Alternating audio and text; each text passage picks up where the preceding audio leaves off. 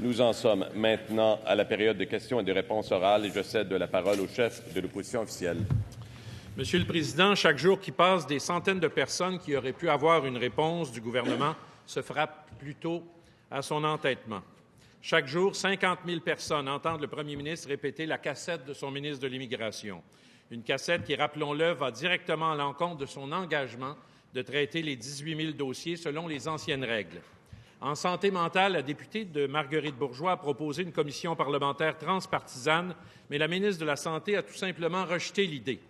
Et lors des consultations sur le cannabis, l'avis des personnes présentes en commission n'intéressait tellement pas le gouvernement qu'il n'avait rien à leur demander. Monsieur le Président, ils ne savaient même plus quoi faire de leur temps de parole. Et lorsque le ministre délégué parle, enfin, il dit une chose et son contraire. Monsieur le Président, je vais encore aujourd'hui devoir vous citer le premier ministre en espérant qu'un jour il comprenne l'importance des mots à son discours inaugural. Il dit « Il ne suffit pas de décréter, il faut aller chercher l'adhésion du maximum de personnes. » En matière d'immigration, de santé mentale, de cannabis, est-ce que le premier ministre est prêt à écouter la population ou c'est sa vision et rien d'autre? Et comme on dit en anglais, est-ce que c'est « my way or the highway » ? Monsieur le Premier ministre. Monsieur le Président, l'approche du Parti libéral en matière d'immigration a été un échec. Je comprends que c'est difficile à avouer pour le chef de l'opposition officielle, mais quand on regarde les résultats, actuellement, chez les nouveaux arrivants, il y en a trop qui ne trouvent pas d'emploi. Il y en a qui arrêtent même de chercher. Il y en a qui quittent le Québec. Il y en a qui acceptent des emplois où ils sont surqualifiés, donc pas heureux dans leur nouvel emploi, qui ne répond pas aux qualifications de ces personnes-là. Nous, on fait le choix qu'à l'avenir, pour l'immigration économique, qui représente 60 % de l'immigration au Québec, de prioriser la réponse aux besoins du marché du travail. Le ministre de l'Emploi est en train de faire un inventaire détaillé des emplois qui ne sont pas comblés actuellement. On va s'assurer de choisir parmi les 91 000 dossiers où il y a eu des déclarations d'intérêt les personnes qui sont capables, demain matin, selon leur qualification, de remplir ces conditions, d'être capables d'accepter un emploi qui est à la hauteur de leur qualification. L'ancien système qui fonctionnait premier arrivé, premier servi, n'est pas le bon système pour bien répondre aux besoins du marché du travail. Donc, je ne sais pas là, comment il faut l'expliquer au Parti libéral. Même le Parti libéral avait mis en place le nouveau système ARIMA. Donc, c'est un peu... Ben oui. Donc, pourquoi il n'est même pas d'accord avec son système? Pourquoi il n'est pas d'accord avec ce nouveau système? Première complémentaire, Monsieur le chef de l'opposition officielle. Monsieur le Président, sur tous les dossiers actuellement, les experts sont clairs. 80 groupes ont appuyé, par exemple, une commission parlementaire sur la santé mentale. Les experts sont clairs, il ne faut pas augmenter l'âge légal et envoyer nos jeunes vers le crime organisé. Le plus éminent expert en commotion cérébrale est clair, l'initiative du député de Marquette pour protéger nos jeunes doit voir le jour. Qu'est-ce que le premier ministre a à dire aux experts qui trouvent, eux, que le gouvernement fait fausse route? Monsieur le Premier ministre. Monsieur le Président, le gouvernement fait le choix de protéger les jeunes. Les jeunes qui consomment du cannabis développent, dans un pourcentage inquiétant, des problèmes de santé mentale. Donc, ce qu'on dit aux jeunes, là, c'est consommez pas de cannabis avant l'âge de 21 ans, idéalement avant l'âge de 25 ans. Et dans les lieux publics, on dit c'est pas vrai qu'on va exposer des enfants à la fumée du cannabis pour protéger les enfants.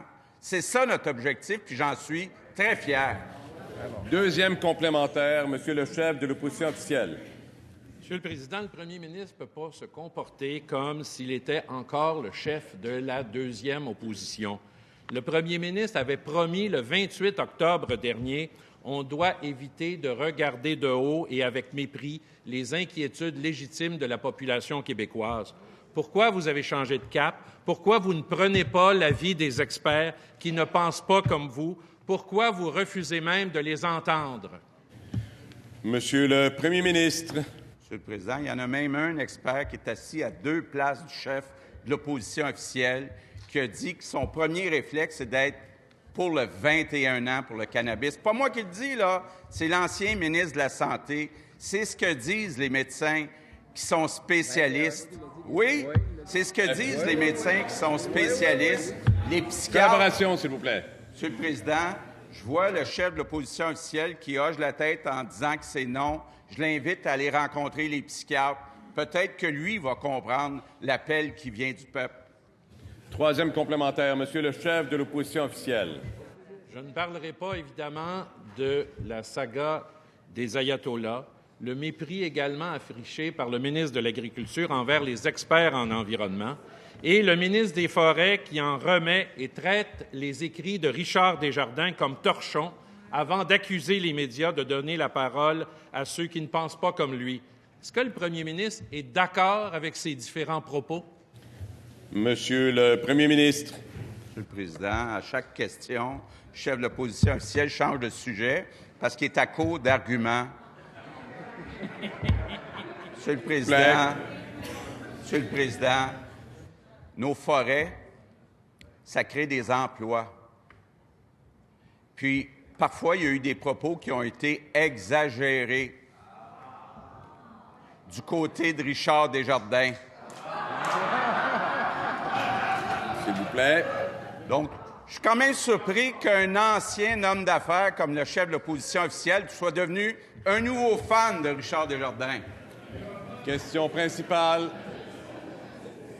Votre attention, s'il vous plaît, et votre collaboration. La parole appartient maintenant pour la question principale à la députée de Saint-Henri-Sainte-Anne.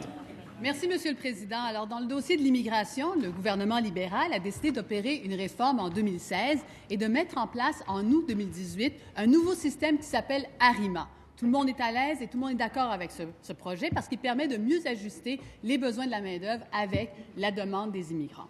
C'est le gouvernement libéral qui a procédé à cette réforme. Cela dit, Monsieur le Président, il reste un enjeu, les fameux 18 000 dossiers qui touchent 50 000 personnes. Le ministre a martelé combien de fois que ça prenait environ 600 dossiers qu'il était en mesure de traiter par mois au sein de son ministère. Moi, aujourd'hui, j'ai une question pour le ministre de l'Immigration. Combien de dossiers qui étaient en inventaire dans son ministère et qu'il a pu traiter en 2018? Combien de dossiers a-t-il pu traiter en inventaire en 2018? Monsieur le ministre de l'Immigration. Monsieur le Président, vous savez, le legs du Parti libéral en matière d'immigration, c'est notamment le fait d'avoir laissé un inventaire important de dossiers. Ce que la députée de Saint-Henri-Sainte-Anne nous dit, c'est qu'elle souhaiterait faire en sorte de continuer avec la méthode que le Parti libéral avait, c'est-à-dire de faire en sorte que les gens qui viennent au Québec et qui ne répondent pas au marché du travail. Savez-vous, hier, je vous ai cité le taux de surqualification des personnes immigrantes de moins de 5 ans qui sont présents au Québec. Elle le sait très bien que les gens que nous accueillions dans le passé ne répondaient pas aux besoins du marché du travail. Ça, c'était des rêves déçus. Ça, c'était des rêves brisés. Alors, ce qu'elle nous invite, la députée de Saint-Henri-Sainte-Anne, c'est de continuer dans cette logique-là, dans cette logique du statu quo, plutôt que de réformer. Et d'ailleurs, la précédente ministre de l'Immigration, en 2016, a fait une réforme de la loi. Mais lorsqu'elle a fait la réforme de la loi, elle a abdiqué aussi certains pouvoirs du Québec. Et j'aimerais très bien entendre la députée de Saint-Henri-Sainte-Anne à savoir, est-ce qu'elle est fière, lorsqu'elle était vice-première ministre d'un gouvernement libéral, d'avoir abandonné des pouvoirs du Québec, d'avoir abdiqué certains pouvoirs qui avaient été chèrement acquis, notamment par une prédécesseur libérale sous Robert Bourassa. C'est pas renier l'héritage du Québec, ça, agir de cette façon-là? Première complémentaire, Madame la députée de Saint-Henri-Sainte-Anne. Une question simple. 1 minute et quart de réponse, pas un chiffre, pas le début d'un chiffre de la part du ministre de l'Immigration. Pourquoi le ministre de l'Immigration ne répond pas à cette question? C'est simple, parce qu'il ne connaît pas la réponse. On apprend aujourd'hui que ce sont 20 361 dossiers qui ont été traités en 2018. L'inventaire des dossiers est passé de 38 500 à 18 139 dans l'année 2018 seulement. Après tous les témoignages reçus et sachant que son ministère est capable de passer à travers les dossiers, pourquoi l'entêtement du ministre à ne pas traiter? Monsieur le ministre de l'Immigration. Monsieur le Président, j'aimerais entendre la députée de Saint-Henri-Sainte-Anne s'adresser aux personnes qui sont dans les 18 000 dossiers et leur dire, écoutez, on va continuer de faire de la même façon et on va continuer de briser vos rêves. Vous pouviez venir au Québec, on vous avait promis quelque chose, mais la situation au Québec, c'est pas celle à ce que vous attendez. Nous, ce qu'on veut faire avec le projet de loi 9, c'est de s'assurer d'avoir les outils pour mieux intégrer, mieux franciser les immigrants et de s'assurer de faire en sorte que maintenant, ils vont avoir un emploi à la hauteur de leurs compétences. Il me semble que c'est pas difficile à comprendre et surtout, il y a un entêtement du côté du Parti libéral à dire on va maintenir nos vieilles façons de faire, on modernisera pas rien comme on a agi les 15 dernières années. C'est important de réformer les choses et de les améliorer. J'espère avoir votre collaboration. Deuxième complémentaire, Madame la députée de Saint-Henri-Sainte-Anne. Le ministre de l'Immigration nous a habitués à ne pas maîtriser ces chiffres et on en voit encore un exemple aujourd'hui. Je dépose ici en Chambre le compte-rendu des gazettes officielles du gouvernement pour les années 2014 à 2018 et vous pourrez aller voir de quoi il s'agit quand on parle de réduction de ces inventaires. Une chose est claire, Monsieur le Président, le ministre a la capacité d'agir. Il faut avoir du cœur puis de la volonté pour passer à travers ces 18 000 dossiers-là. On leur demande de revoir la manière de fonctionner et de faire en sorte qu'ils vont passer à travers ces 18 000 dossiers et vraiment soutenir les 50 000 personnes qui sont touchées par ça. Consentement pour le dépôt des documents. Consentement. Monsieur le ministre de l'Immigration. Monsieur le Président, si la députée veut soutenir les personnes qui font partie des 18 000 dossiers, elle devrait tenir le message public suivant.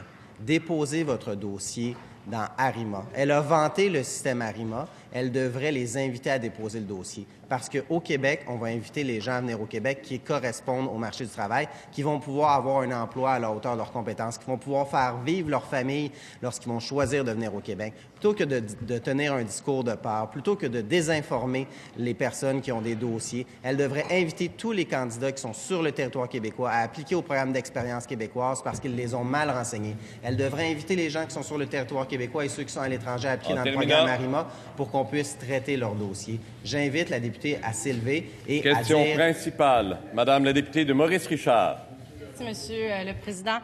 Permettez-moi d'abord de saluer les gens qui sont avec nous aujourd'hui dans les tribunes et qui sont venus d'aussi loin que l'Abitibi, dans l'espoir que le ministre de l'Environnement annonce aujourd'hui la tenue d'un BAP pour le projet de la mine de lithium qui est près de la source potable de l'Esquerre. L'an dernier, Monsieur le Président, la ministre de l'Environnement sous notre gouvernement, ma collègue de Verdun, avait annoncé qu'elle soumettrait le projet à l'évaluation du BAP. Les collègues du ministre, la députée d'Abitibi-Ouest et le ministre responsable de la région de l'Abitibi-Témiscamingue disent que la protection de l'Esquerre est une priorité et qu'un BAP est nécessaire. Même le premier ministre en campagne électorale disait « Je pense que l'Esquerre et la compagnie ESCA sont des fleurons.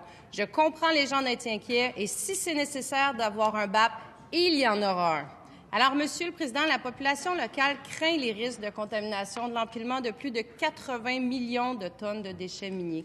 Est-ce que le ministre va continuer de faire la sourde oreille ou peut-il profiter de l'occasion pour faire la seule chose qui s'impose dans ce dossier, soumettre le dossier... Monsieur le ministre de l'Environnement. Monsieur le Président, merci à la collègue pour la question. C'est un enjeu important, effectivement. C'est un sujet qui suscite tantôt de l'espoir, tantôt chez d'autres des inquiétudes, des appréhensions. Et c'est la raison pour laquelle, depuis ma nomination, j'ai eu l'occasion de rencontrer toutes les parties prenantes impliquées dans le dossier. Autant celles et ceux qui voient ce projet-là comme un projet prometteur, autant celles et ceux qui ont des craintes au niveau environnemental. Tout à l'heure, le chef de l'opposition officielle a fait référence aux professionnels du ministère de l'Environnement. Nous en sommes là au niveau de l'évaluation, c'est-à-dire la collecte de données se poursuit et ce sont ces mêmes fonctionnaires que nous appuyons, dont nous reconnaissons le professionnalisme, qui se chargent des dernières étapes de validation de l'information. Je peux rassurer les gens qui sont dans les tribunes avec nous. Nous avons jusqu'à la fin mars pour trancher la question et normalement, nous aurons la possibilité d'y répondre avant, peut-être dans les prochains jours, les prochaines semaines. Cependant, nous allons respecter la procédure d'évaluation qui, normalement, devrait susciter l'adhésion de chacun et de chacune ici dans cette Chambre. Première complémentaire, Madame la députée de Maurice-Richard. Monsieur le Président, ça fait plusieurs questions que je pose dans cette Chambre. Je commence sérieusement à me demander si la protection de l'eau et plus largement la protection des écosystèmes est un dossier qui intéresse le gouvernement. Dans le dossier de l'Esquerre, c'est pas très compliqué. Là. On parle d'une mine de lithium de près d'1 kilomètre d'eau, de long, près d'un cours d'eau. Donc, moi, ce que j'aimerais savoir, c'est est-ce que le ministre peut nous expliquer à quoi lui et sa prédécesseur réfléchissent depuis 126 jours? Monsieur le ministre de l'Environnement. La collègue me demande ce qu'elle aimerait savoir. Je suis aussi curieux de savoir de son côté pourquoi il ne fait pas confiance à l'expertise du ministère de l'Environnement qui actuellement complète ses analyses. Au cours des derniers jours, on a eu l'occasion d'adopter des motions réitérant cette confiance-là. À travers les déclarations, on a eu l'occasion de réaffirmer toute l'expertise qui se retrouve dans le ministère. Donc, la procédure d'évaluation, elle est très, très claire. Nous avons jusqu'à la fin mars pour la compléter. C'est peut-être la bonne nouvelle que je peux confirmer cet après-midi, ce matin. Nous allons respecter cet échéancier-là et la décision qui sera prise, elle sera prise de façon à ce qu'un cadre prévisible soit déterminé au Québec. Deuxième complémentaire, Madame la députée de Maurice Richard. C'est pas une bonne nouvelle, Monsieur le Président. Le ministre a toute la possibilité et la latitude d'annoncer lui-même et de prendre cette décision-là. Donc, si je résume, Monsieur le Président, la population locale veut un BAP, les organismes veulent un BAP, sa collègue, la députée locale, veut un BAP, son collègue, le ministre régional, veut un BAP, le premier ministre, à tout moins en campagne électorale, en voulait un. Les gens, Monsieur le Président, sont ici, sont présents. On a une motion qui va être déposée aujourd'hui. C'est le moment idéal pour le ministre d'annoncer qu'il demandera un BAP. Alors, ma question, elle est très... Monsieur le ministre de l'Environnement. C'est bien gentil. La collègue fait référence à mes collègues que je consulte régulièrement sur cet enjeu, que ce soit ma collègue d'Abitibi-Est, mon collègue d'Abitibi-Est, ma collègue d'Abitibi-Ouest, le collègue aux ressources naturelles. Nous sommes en communication constante sur le sujet pour s'assurer d'avoir une réponse cohérente. La députée, au cours des derniers jours, a réitéré sa grande foi envers le processus d'évaluation environnementale. C'est ce même processus que nous respectons aujourd'hui et elle demande en même temps d'y déroger. Donc, il n'y a pas de cohérence dans le discours de l'opposition officielle sur le sujet, mais je la rassure, nous allons respecter la procédure d'évaluation en reconnaissant l'expertise du ministère de l'Environnement. Question principale, Madame la chef du troisième groupe d'opposition. Merci, Monsieur le Président. Vous savez, je ne fais pas vraiment partie du groupe d'âge 18-21 ans. J'ai un petit peu plus que ça. Mais il semble que personne au gouvernement semble se préoccuper de leurs droits. Et moi, ça me trouble. Ça fait des semaines qu'on entend le ministre délégué à la Santé et aux services sociaux parler des individus de 18-21 ans comme si ce n'était pas tout à fait des adultes. En fait, des gens qu'il faut protéger d'eux-mêmes. Mais hier, c'est le premier ministre qui en a ajouté une couche en déclarant, et je cite, « On veut protéger les enfants, puis on va envoyer un signal clair, si vous avez moins de 21 ans, ne prenez pas de cannabis. » Des enfants, 21 ans, qu'est-ce qu'on est en train de créer? 2 classes d'adultes?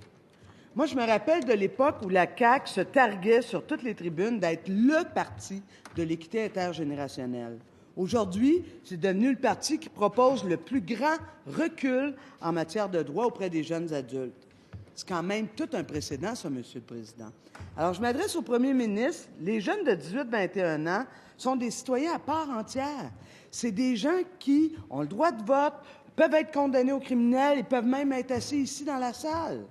Alors, j'aimerais que le premier ministre s'adresse à eux pour leur expliquer pourquoi il veut leur enlever des droits. Monsieur le Premier ministre. Monsieur le Président, la chef du troisième groupe d'opposition mélange 2 dossiers. Quand on dit protéger les enfants, je faisais allusion à la situation dans les lieux publics. Pourquoi on veut interdire la consommation de cannabis dans les lieux publics? Parce qu'il peut se retrouver des enfants dans des lieux publics et ils peuvent être exposés à la fumée du cannabis. Donc, ça, c'est le dossier des enfants.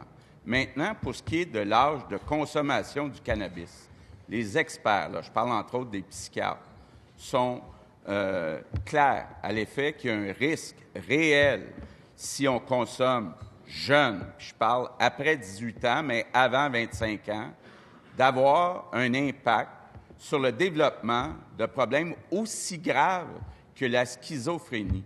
Et je suis certain que la chef de la troisième opposition en connaît des jeunes qui ont gâché toute leur vie en consommant trop jeune. On a une responsabilité, en tout cas moi je me sens une responsabilité d'envoyer un signal clair, d'être cohérent. Je demande aux jeunes de 18 à 21 ans de ne pas consommer. C'est pour ça qu'on est cohérent en disant l'âge légal sera 21 ans. Je suis très à l'aise avec cette proposition, Monsieur le Président. Je pense que c'est notre responsabilité. Nos enfants et nos jeunes méritent qu'on fasse tout en notre possible pour les protéger.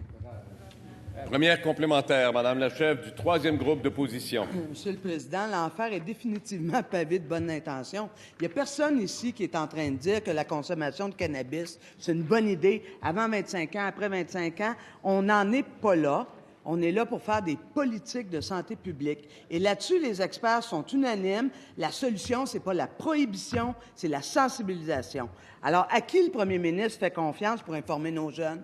Aux pocheurs de la rue ou bien aux intervenants de la santé publique? Monsieur le premier ministre. Monsieur le Président, c'est une question de cohérence. Si le gouvernement du Québec dit aux jeunes c'est légal de consommer à partir de l'âge de 18 ans, c'est difficile en même temps de dire c'est pas une bonne idée de consommer à 18 ans du cannabis. Il y a une question de cohérence. Il me semble que notre message doit être clair à nos jeunes. Je l'ai vu quand j'étais ministre de l'Éducation, les ravages du cannabis dans nos écoles, dans nos cégeps. Je l'ai vu, les résultats là, catastrophiques sur les taux de diplomation. Ayons de l'ambition pour nos jeunes. Envoyons un message clair. C'est ça qu'on essaye de faire. Deuxième complémentaire. S'il vous plaît, votre attention, Madame la chef du troisième groupe d'opposition. Monsieur le Président, ce que j'entends de la part du gouvernement, ce n'est pas un discours basé sur la science. C'est un discours basé sur le dogmatisme et c'est une idéologie qui a un nom qui s'appelle le conservatisme. Mais plus que ça, ce n'est pas de la sensibilisation dont il est question. Idem pour le ministre concerné, c'est de l'infantilisation. Il y a aussi un mot pour ça, ça s'appelle du paternalisme. Alors, nous, Monsieur le Président, on fait confiance à nos jeunes ici. Alors, pourquoi le premier ministre, lui, n'a-t-il pas confiance à nos jeunes? Monsieur le premier ministre. Monsieur le Président, la chef du troisième groupe d'opposition parle de la science. Je l'invite à aller s'asseoir avec des psychiatres. Je l'invite, là, sincèrement, qu'elle passe quelques heures avec des gens qui ont étudié la science du cerveau et ils vont lui dire que oui, il y a un risque réel de créer des problèmes graves comme la schizophrénie. C'est la science qui dit ça. Donc, la chef du troisième groupe peut bien parler de conservatisme, de dogmatisme. Nous, ce qu'on veut, là, c'est le bien de nos jeunes selon la science. Question principale, Monsieur le député de Rimouski. Monsieur le Président, le dernier rapport de l'Institut du Québec sur le marché du travail nous a révélé un constat inquiétant. En 2018, le nombre d'emplois à temps plein a crû de 55 000 à Montréal, alors qu'il s'est produit l'inverse dans les régions du Québec, une perte de 55 000 emplois. Sur 3 ans, c'est plus de 85 de la création de l'emploi qui s'est faite uniquement dans la métropole. Selon l'Institut, le vieillissement de la population dans nos régions deviendra le principal frein à la croissance de l'emploi au Québec. Un taux de chômage plus faible s'explique de plus en plus par l'effet du vieillissement de la population. C'est urgent d'agir pour combler les besoins de main-d'œuvre en région et d'y créer de l'emploi. En campagne, la CAQ avait promis de relocaliser 5 000 employés de l'État vers les régions, tout en promettant en même temps de couper 5 000 postes. Ce n'était pas très logique. Nous proposons de décentraliser des ministères, la pêche, la faune, les mines, la forêt, l'agriculture, pour créer de l'emploi en région, pour que les ressources naturelles de nos régions servent à créer de l'emploi chez nous. Qu'est-ce que le gouvernement entend faire avec cette proposition? Monsieur le ministre de l'Emploi. Merci à mon collègue pour la question. Le phénomène de vieillissement de la population, ça me donne encore une fois l'occasion de répéter que c'est un phénomène qui est documenté depuis une décennie.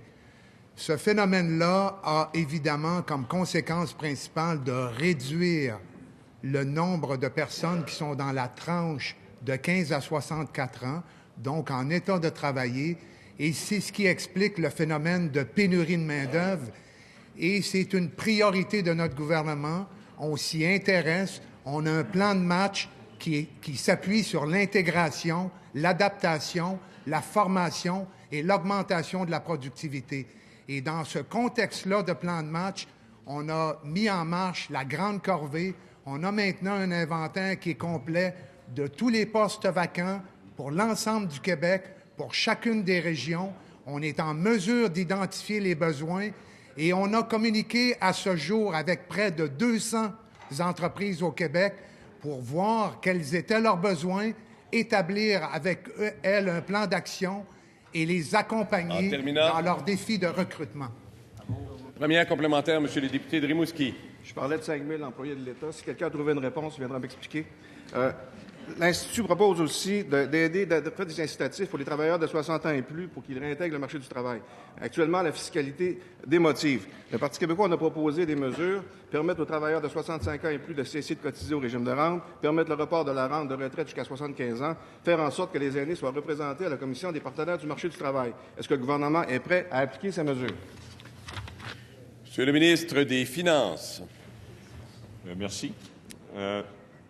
Dans le cadre du processus budgétaire, nous avons tenu des consultations. Nous avons entendu plus d'une centaine de groupes directement. Nous avons également déposé tous les mémoires sur le site du ministère et plusieurs groupes ont discuté de ce point qui est très important. Et nous sommes dans le processus de décision qui va nous amener vers le budget et nous aurons en temps et lieu l'occasion de divulguer à l'ensemble de la population du Québec les décisions que nous prenons pour adresser cette question. Deuxième complémentaire, Monsieur le député de Rimouski.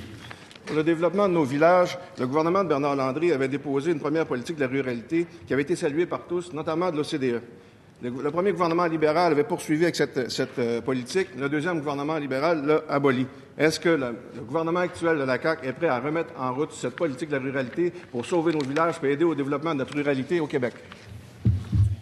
Monsieur le Président du Conseil du Trésor. Alors, merci, Monsieur le Président. Je veux profiter de la question du député pour parler un peu des régions parce que je pense que c'est important.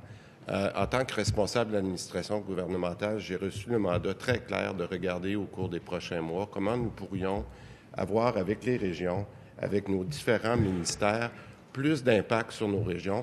Et si je fais le lien avec la transformation numérique dont j'ai parlé un petit peu plus tôt, on aura les outils pour que ces gens-là en région puissent faire l'interface plus facile, plus efficace avec nos citoyens.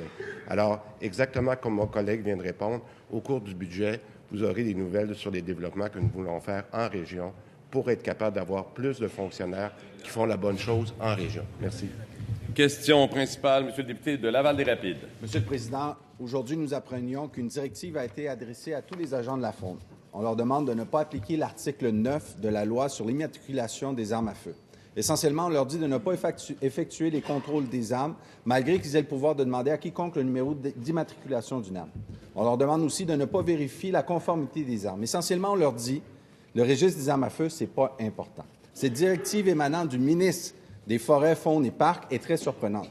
Rappelons-nous que le 29 janvier dernier, la ministre de la Sécurité publique a affirmé la chose suivante. Tous ceux qui n'auront pas immatriculé leurs armes s'exposent à des sanctions dès demain. On a une ministre qui nous promet une application du registre, et voilà que son collègue, juste derrière elle, va à l'encontre de cette même application. Pourquoi le ministre refuse-t-il d'appliquer ces dispositions, Monsieur le Président? Question. Consentement pour le dépôt du document. Consentement. Madame la ministre de la Sécurité publique. Merci, Monsieur le Président. Bien, je dois dire, encore une fois, aujourd'hui, je suis assez surprise de voir le Parti libéral se lever sur cette question-là parce que cette loi-là a été adoptée par le Parti libéral et c'est donc le Parti libéral, à l'époque, au gouvernement, qui avait la responsabilité de ficeler et d'attacher tous les éléments de cette loi-là. Or, hier, on s'apercevait, par l'entremise de la note qui a été diffusée, dont on a tous pris connaissance en même temps, je présume, dans les médias, on s'apercevait que les choses n'avaient pas été ficelées entre le ministère de la Sécurité publique et le ministère de Forêts, Faunes et Parcs. Alors, encore une fois, c'est une forme de négligence de la part du précédent gouvernement de ne pas avoir clarifié cette situation-là, notamment auprès des agents de protection de la faune, de sorte que depuis 24 heures, nos deux ministères, à mon collègue de Forêts, Faunes et Parcs et le mien, sont en discussion serrée pour voir de quelle façon est-ce qu'on peut s'assurer que les agents De quelle façon est-ce qu'on peut s'assurer que les agents de protection de la faune disposent effectivement des moyens nécessaires pour effectuer le mandat qu'on leur a pourtant dévolu dans la loi sur l'immatriculation des armes à feu à l'article 9? Alors, on est en train de corriger la situation, Monsieur le Président. Première complémentaire, Monsieur le député de Laval-des-Rapides. Monsieur le Président, je pose une question au ministre. La ministre de la Sécurité publique nous répète la réponse d'hier. Ma question est destinée au ministre des Fonds, Parcs et Forêts. Le 28 janvier dernier, c'était très clair pour la ministre de la Sécurité publique. La loi commence à minuit ce soir. Alors, je passe le message à tous les détenteurs d'armes sans restriction au Québec. Enregistrez-vous, la loi va s'appliquer à partir de demain. Il faut dire que son collègue ne l'a pas entendu parce que, justement, il n'a pas entendu ce message-là. Aujourd'hui, la question va au ministre. Est-ce que la CAQ parle de la main droite? Est-ce qu'elle se parle aussi à la main gauche, Monsieur le Président? Monsieur le ministre de la Forêt, des Faunes et des Parcs. Monsieur le Président, premièrement, ce qui est intéressant de mentionner, c'est que souvent on se fait accuser qu'on ne s'occupe pas des lanceurs d'alerte. Et je félicite l'individu qui a envoyé cette missive parce que oui, il y a une situation particulière, il y a des outils qui ne sont pas bien ficelés dans cette loi-là, qui ne permettent pas présentement aux agents de la Fonde de pouvoir faire le travail correctement. La journée que ces outils-là seront mis en état, et ça, vous devez le savoir parce que c'est vous qui l'avez préparé, cette loi-là. Donc, la journée que ces outils-là vont être mis en état, on sera en mesure d'avoir une loi qui soit compétente et applicable, justement, et c'est ce qu'on a découvert, qu'il y avait des problématiques techniques. Deuxième complémentaire, Monsieur le député de Laval des Rapides. Monsieur le Président, aujourd'hui, le gouvernement dit clairement à la population a dit clairement que la population que le registre allait s'appliquer. Ce qu'on entend aujourd'hui, c'est exactement l'inverse. C'est très inquiétant de voir que lorsque la ministre de la Sécurité publique envoie une directive, même ses collègues caquistes s'en moquent royalement et l'ignorent totalement. Est-ce que le ministre des Fonds, Parcs et Forêts va être mis ou pas et va-t-il envoyer une nouvelle directive dans son réseau pour que la loi soit appliquée partout au Québec? Madame la ministre de la Sécurité publique, s'il vous plaît. Oui, Monsieur le Président, encore une fois, c'est totalement incohérent de la part du Parti libéral de se lever aujourd'hui et de déplorer le fait qu'une loi qu'ils ont fait adopter a été mal attachée. Qu'est-ce que vous voulez qu'on dise de plus, Monsieur le Président? Vous aviez juste à faire en sorte que le ministère de la Faune et Parcs parle au ministère de la Sécurité publique avant l'entrée en vigueur du registre le 29 janvier dernier. Nous, on s'emploie à corriger cette situation-là et je vais vous dire, un des problèmes qu'ont les agents de protection de la faune pour être capables d'accomplir le mandat qu'on leur a dévolu dans la loi, c'est entre autres l'accès à Internet, l'accès aux télécommunications. Et qui a négligé de brancher les régions depuis 2003 alors que Jean Charest le promettait à l'époque? Vous-même. Alors que ce soit sur le plan de la couverture Internet ou de la loi sur les armes à feu, je me garderai une petite gêne. Question principale, s'il vous plaît.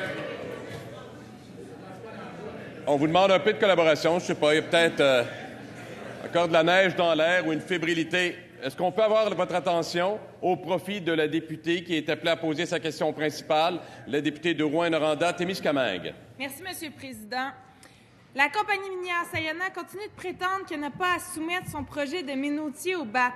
Aujourd'hui, une coalition citoyenne provenant de l'Abitibi-Témiscamingue est venue à l'Assemblée nationale pour soutenir qu'une consultation du BAP est incontournable sur ce projet à haut risque environnemental.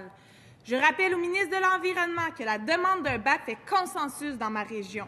Les deux députés de l'Abitibi de sa propre formation politique, deux ex-députés, deux anciens ministres de l'Environnement, je ne ferai pas la liste, c'est trop longue. Le ministre est bien préoccupé par la rentabilité de l'entreprise. Ça, on le sait. Mais son travail, Monsieur le Président, c'est de protéger l'environnement et d'écouter la population. Le ministre a rencontré la compagnie. Va-t-il aussi permettre aux citoyens et citoyennes de donner leur version des faits dans une audience publique? Monsieur le ministre de l'Environnement. Merci pour la question. Je réitère ce que je mentionnais tout à l'heure et elle a raison. Mon rôle est de défendre la protection de l'environnement, mais pour y parvenir, on s'est donné un cadre bien précis. Et c'est ce cadre-là que nous respectons actuellement à travers une procédure d'évaluation qui est bien claire. Et cette procédure a même été renforcée l'année dernière. Pour celles et ceux qui sont un petit peu moins familiers avec le dossier, par le passé, pour avoir un BAP automatiquement pour un projet minier, on devait avoir une extraction de plus de 7 000 tonnes par jour. L'année dernière, et je salue ma collègue ancienne députée et ministre de l'Environnement, on est passé à des normes encore plus sévères à 2 000 tonnes par jour. Donc, on a un cadre qui est précis. Reste à savoir maintenant, à travers l'évaluation qui est faite en ce moment même au ministère de l'Environnement, quel est le cadre et comment, c'est-à-dire le cadre est bien connu, mais comment l'appliquer? La collègue de Maurice Richard évoquait le discrétionnaire du ministre. C'est vrai, il y en a un, mais même ce discrétionnaire-là est très bien balisé Pourquoi? Pour qu'on puisse avoir un régime environnemental et de développement économique qui soit prévisible. Et c'est notre souhait au niveau de la Coalition Avenir Québec. Première complémentaire, Madame la députée de Rouyn-Noranda-Témiscamingue. Monsieur le Président, le ministre de l'Environnement vient de dire « Est assujetti au BAP tout projet minier dont la capacité d'extraction dépasse 2000 tonnes par jour.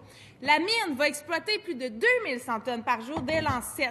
La loi est claire. Le projet doit être soumis au BAP. » Je ne pose pas une question difficile, là. Je lui demande s'il va appliquer la loi, sa loi. Est-ce que le ministre a peur de se faire traiter d'ayatollah par son collègue aux ressources naturelles? Va-t-il appliquer la loi? Monsieur le ministre de l'Environnement. S'il vous plaît, tout le monde. En fait, je vais la rassurer, la collègue. Oui, nous allons respecter la loi, mais pour la respecter, il faut aussi respecter sa procédure. Et c'est les étapes auxquelles nous sommes confrontés à ce moment-ci. Tout à l'heure, j'ai eu le plaisir d'aller saluer les gens qui sont dans les tribunes et je leur ai mentionné, pour pas qu'il y ait de surprise ou de déception, il y a une motion qui sera déposée dans quelques instants.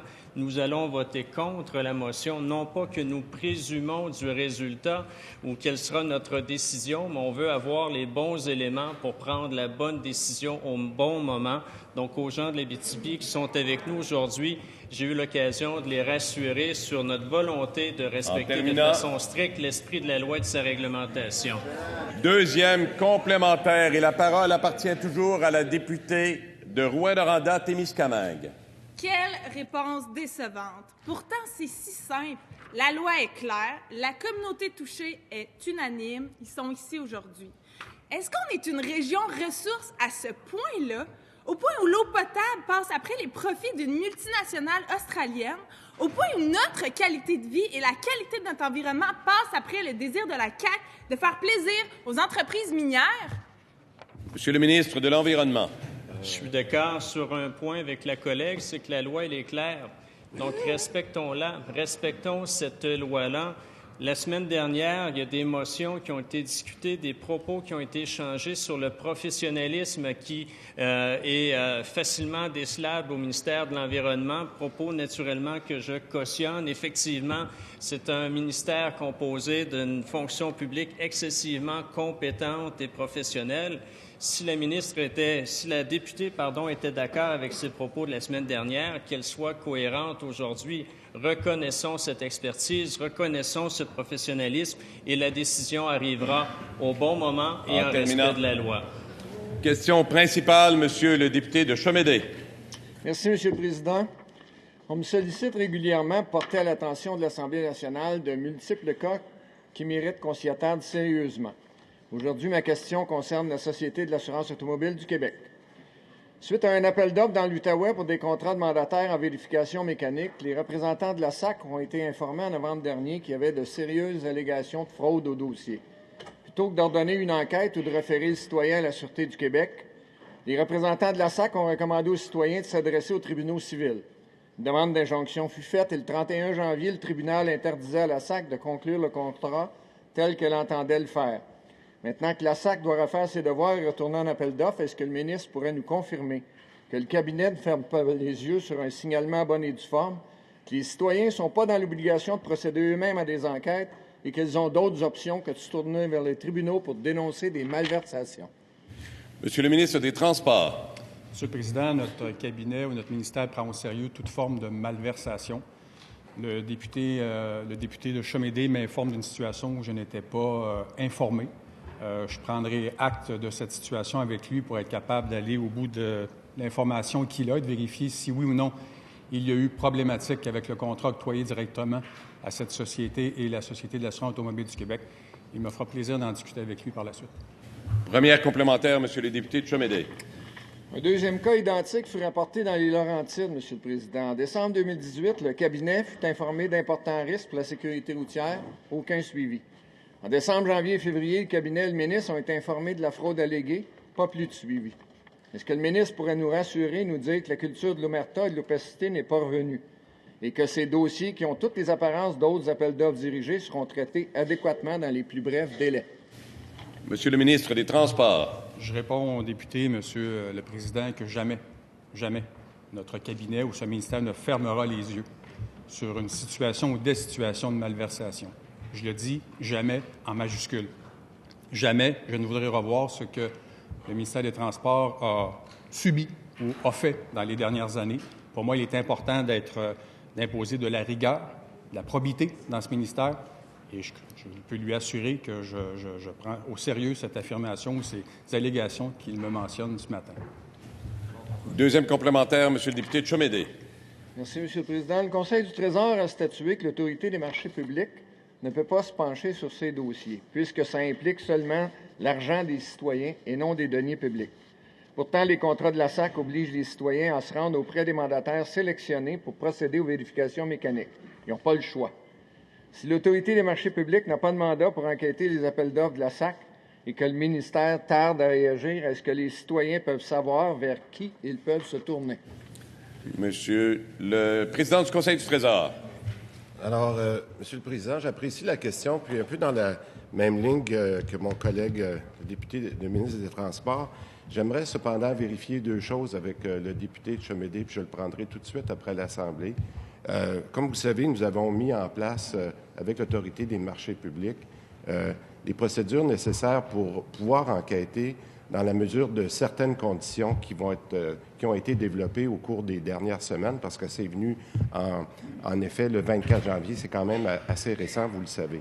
Alors, ce que j'aimerais faire avec mon collègue, le ministre des Transports, c'est vous prendre quelques minutes après pour avoir un peu plus d'informations et nous prendrons la situation directement avec vous pour s'assurer que nous faisons le suivi avec l'Autorité des marchés publics. Question principale, Monsieur le leader de l'opposition officielle.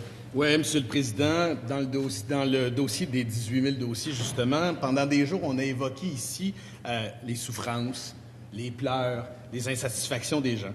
Aujourd'hui, on apprend par la voix de Radio-Canada que c'est la justice qui s'en mêle. Comme quoi, après le cœur, la compassion, l'humanité, il fallait que le droit, la justice, les avocats viennent à la rescousse des gens, puisque le gouvernement a décidé de faire la sourde oreille. C'est maintenant la justice, Monsieur le Président, qui ouvre un nouveau front. Alors, la question toute simple qu'il faut poser au ministre est la suivante. Après s'être trompé dans ses chiffres, après avoir prétexté qu'il ne pouvait pas le faire, qu'il ne pouvait pas traiter ses dossiers, aujourd'hui, on a l'impression que c'est le décor, les masques, tout est tombé sur les pieds du ministre. Alors, après avoir été décrié, souhaite-t-il vraiment être condamné? Monsieur le ministre de l'Immigration.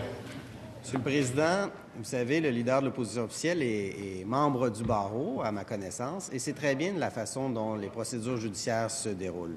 On a été informé par le biais des médias il y a quelques instants à l'effet que l'Association des avocats et avocates en droit de l'immigration intente un recours juridique contre le gouvernement du Québec. J'espère que le leader de l'opposition officielle est au fait et qu'il aussi respecte notre institution à l'effet que le travail du Parlement doit suivre son cours. Et il ne doit pas y avoir d'intervention judiciaire dans le cadre des travaux du Parlement du Québec. Est-il d'accord avec le fait que l'Assemblée nationale ici, que les commissions parlementaires sont souveraines pour adopter les différents projets de loi?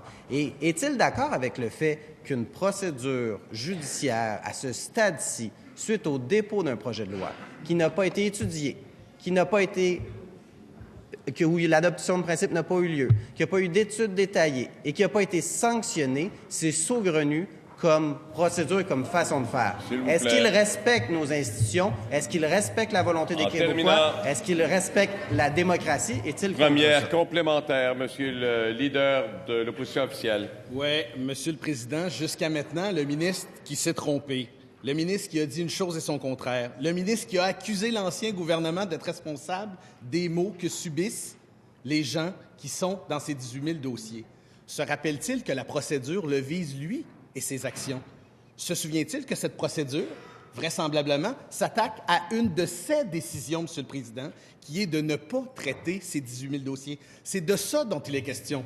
Pas du projet de loi, pas de l'étude article par article, pas des consultations. Monsieur le ministre de l'Immigration. Monsieur le Président, est-ce que le leader de l'opposition officielle refuse que l'Assemblée nationale tienne ses travaux? Est-ce qu'il refuse que le projet de loi soit étudié?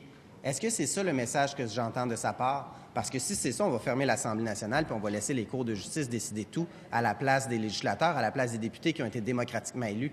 Et je réitère, Monsieur le Président, ce qu'on fait avec le projet de loi 9, c'est de faire en sorte de mieux accompagner les immigrants, de mieux les franciser et d'assurer un parcours d'intégration réussi pour chaque personne qui choisit le Québec. Est-il satisfait du bilan libéral en matière d'immigration? Est-il satisfait des rêves brisés qui ont eu lieu au cours des 15 dernières années, des taux de surqualification des immigrants qui n'occupent pas un emploi à la hauteur de leurs compétences? Je serais gêné à leur place. Deuxième complémentaire, Monsieur le leader de l'opposition officielle. Oui, Monsieur le Président, on a fait la démonstration encore ce matin qu'il est possible de traiter ces dossiers dans un délai raisonnable. Nous avons fait la démonstration au cours des dernières semaines, Monsieur le Président, qu'il est possible de traiter les dossiers et d'étudier le projet de loi du ministre et du gouvernement en même temps. On lui a parlé de cœur, on lui a parlé d'humanité. Maintenant, on lui parle de justice. Et ce qu'il répond, Monsieur le Président, c'est que cette institution est souveraine.